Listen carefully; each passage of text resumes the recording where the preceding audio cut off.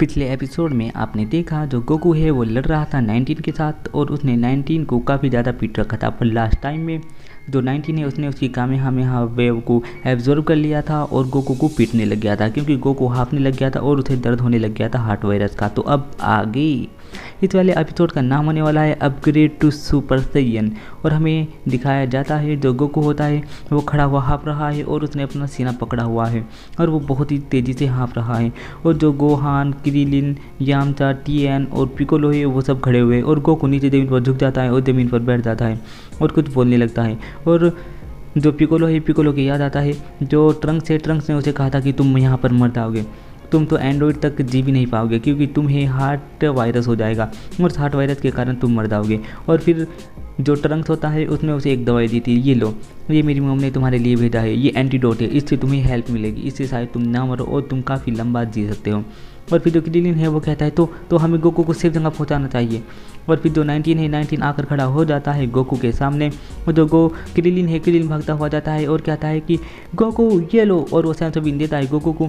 Goku सेंसोबीन खा लेता है और यामता खुश होने लगता है कि अब आएगा ना मजा। और फिर जो 19 होता है वो अपनी बाली को हाथ लगाता है और आंखों से एनर्जी मारता है और गोकू वहाँ से निकलने की कोशिश करता है और वो गोकू के सामने आ जाता है और गोकू को फिर से मार देता है। गोकू ज़मीन पर गिर जाता है और रिंग रिंग कर चलने लगता है। क्रिलिन कहता है कि ये क्या हुआ, सेंसोबीन का असर नहीं हुआ। तो गोहान उसे बताता है कि जो सेंसोबीन है वो पावर को सिर्फ फील करता है, वो बीमारी को ठीक नहीं कर सकता और डैड को ये एक बीमारी है। और फिर जो 19 होता है वो गोकू के ऊपर एक के बाद एक अटैक कर रहा होता है। गोकू को लात मारता है जिससे गोकू दूर जाकर गिरता है और गोकू नॉर्मल हो जाता है, मतलब कि उसकी सुपर सैयन फॉर्म चली जाती है। यामचा कहता है कि अरे गोकू तो नॉर्मल हो गया, अब कैसे होगा। तभी जो 19 होता है वो भागा हुआ जाता है और जाकर उसके ऊपर कूद जाता है गोकू के और गोकू के ऊपर बैठ जाता है। और फिर वो गोकू की गर्दन अपने हाथ से पकड़ लेता है और गोकू तड़पने लगता है और उसके हाथ को अपने दोनों हाथ से पकड़ लेता है और उससे छूटने की कोशिश करता है। तभी पिकोलो कहता है कि चलो उसकी हेल्प करने, और वो सारे के सारे उड़कर जैसे ही जा रहे होते हैं तो उनके सामने आ जाता है 20 आकर उन्हें रोक लेता है और कहता है तुम्हें उसके पास जाने के लिए मुझसे लड़ना होगा। तभी जो पिकोलो है उसके ऊपर अटैक करता है और वो अपनी आंखों से एक लेजर मारता है जो कि पिकोलो के अंदर गुफार हो जाती है और पिकोलो ज़मीन पर गिर जाता है और गोहान उसके पास जाकर बैठता है, पिकोलो क्या तुम ठीक हो। फिर जो 19 होता है उस गोकू के अंदर से कुछ एनर्जी अब्जॉर्व कर रहा होता है और गोकू के हाथ ढीले पड़ जाते हैं और गोकू बेहोश होने लगता है।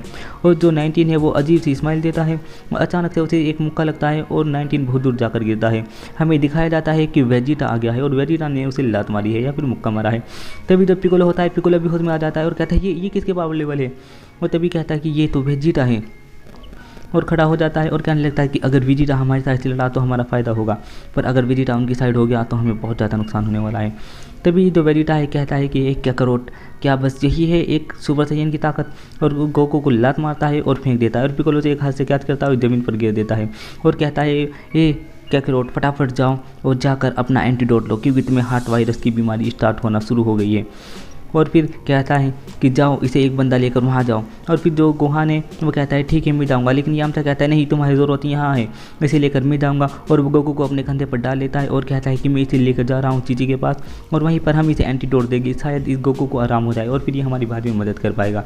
जो 19 होता है वो ज़मीन पर आ जाता है और आकर कहता है कि ये बंदा कौन है, और फिर वो कहता है कि हमें तो सिर्फ इन्हीं सबकी आइडेंटिटी पता है, हमें इसकी पावर के बारे में कुछ भी नहीं पता।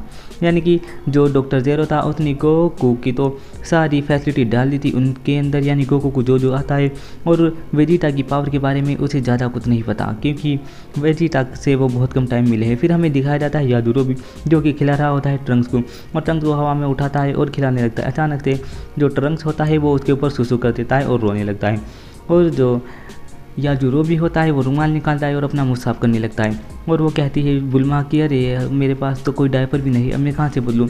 और वो देखती है याजुरोबी को और कहती है हे और वो उसके हाथ में से रुमाल छीन लेती है और उस रुमाल का ही डायपर बना लेती है ट्रंक्स के लिए और कहती है कि चलो अब हम वहीं पर चलते हैं जहाँ पर फाइट हो रही है, जल्दी आ जाओ। और याजुरोबी है वो कहता है कि तुम्हारा दिमाग ख़राब है क्या, हमें वहाँ जाके मरना है।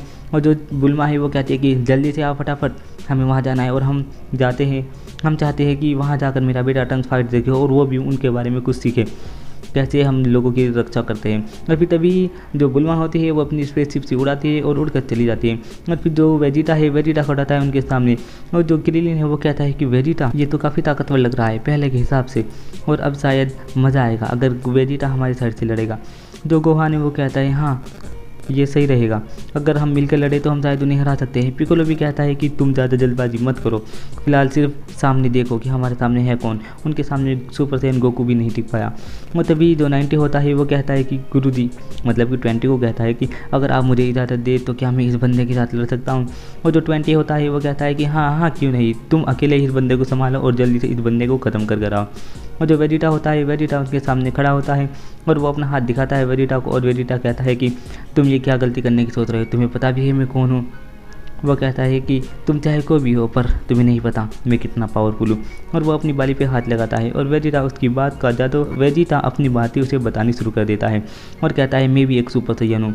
और अपनी पावर बढ़ाने लगता है और गुस्से में अपने दांत भींचता है और उसके बाल भी हल्के हल्के पीले होने लगते हैं और उसके आईब्रो भी पीले होने लगते हैं और ज़मीन से पत्थर भी उड़ने लगते हैं और ज़मीन में गड्ढा होने लगता है। और गोहान ये देखकर शौक हो जाता है और जो वेजिटा होता है वो बदल जाता है सुपर सैयन में। और जो वेजिटा है वो भी एक सुपर सैयन बन गया। क्रिलिन कहता है कि क्या वेजिटा भी।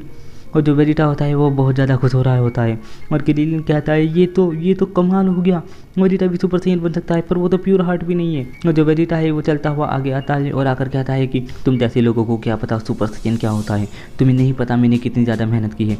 450 नॉर्मल ग्रेविटी पर मैंने ट्रेनिंग की पर मैं सुपर सैयन में नहीं बदल पाया। मैंने अपनी काबिलियत से परे खुद पर ट्रेनिंग की और एक के बाद एक इतनी हार्ड ट्रेनिंग की कि शायद मैं मरते मरते बचाऊं, पर फिर भी मैं सुपर सैयन नहीं बन पाया। मैं चारों तरफ घूमता, 450 डिग्री ग्रेविटी पर भी ट्रेनिंग करता, पर मेरी बॉडी में ज़रा सा भी बदलाव नहीं आ रहा था। मैं गुस्सा था कि क्यों मैं ऐसा हूँ, क्यों एक मामूली सा सैयन मेरे से आगे निकल गया। फिर मैं स्पेस में गया, मैंने वहाँ पर ट्रेनिंग की और मैं एक ऐसे प्लेनेट पर गया जहाँ चारों तरफ बिजलियाँ कड़क रही थी और सारी बिजलियाँ चारों तरफ से बहुत ही तेज़ी से कड़क रही थी। और फिर अचानक से आसमान में से कुछ गोले गिरने लगे, कुछ पत्थर, सब कुछ मेरे कंट्रोल में था और मैं सब के सब पत्थरों को रोक रहा था अपनी स्पेसशिप पे गिरने से, ताकि मैं जिंदा बच कर घर जा सकूँ। मेरे पास सिर्फ एक यही ऑप्शन था, घर बच कर जाने का। अगर ये भी तबाह हो जाती तो शायद मैं नहीं जा पाता। फिर अचानक से बहुत बड़ा मर्क्यूर आ गया मेरी ओर और मैं उसे रोकने की कोशिश करने लगा और मैंने हद से ज़्यादा ट्रेनिंग की थी तो मैंने बहुत ज़्यादा ताकत लगाई, पर मैं उसे रोकने में तो कामयाब हो गया। मैं ज़मीन पर गिर गया और फिर मुझे गुस्सा आया, इतना ज़्यादा गुस्सा, हद से ज़्यादा।